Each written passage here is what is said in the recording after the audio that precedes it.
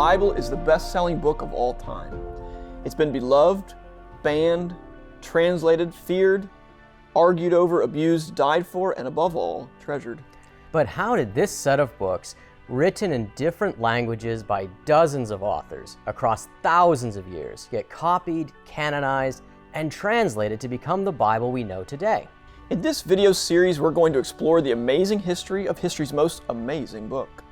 We'll cover questions like, why do Protestant and Catholic Bibles have different set of books?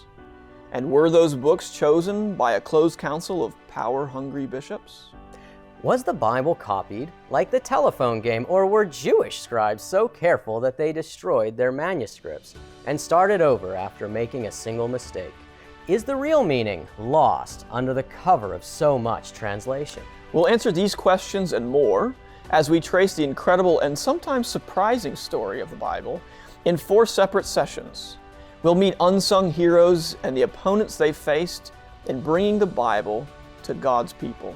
In the first session, I'll explain why Protestant and Catholic Bibles are different by surveying the origin of the Old Testament canon from its Jewish roots to the time of the Reformation.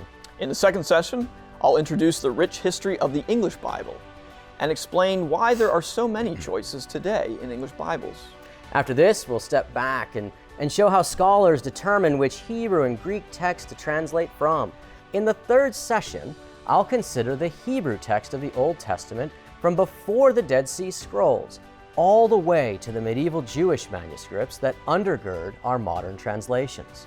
In the fourth and final session, I'll consider the rich manuscript history of the New Testament, why there are so many differences between the manuscripts, and how much they matter to Christian theology. Through it all, we hope this set of talks sparks your curiosity as you learn about the invention of chapters and verses, the difficulties translators face, and how Christians discerned the canon. We hope it provides reliable answers to some of the more skeptical interpretations of the Bible's history that are often sensationalized by the media.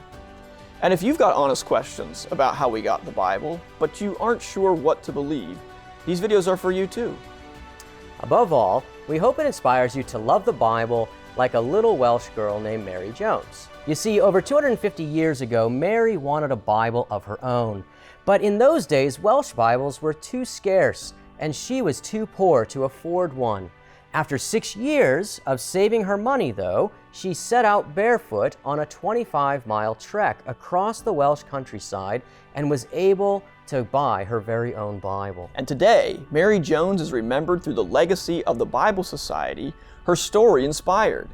And that Bible Society has distributed millions and millions of Bibles around the globe. Mary's humble story reminds us how ordinary Christians have treasured the Bible for so long. And if you love the Bible, we hope that learning about its history encourages you to treasure the Bible even more, just like Mary.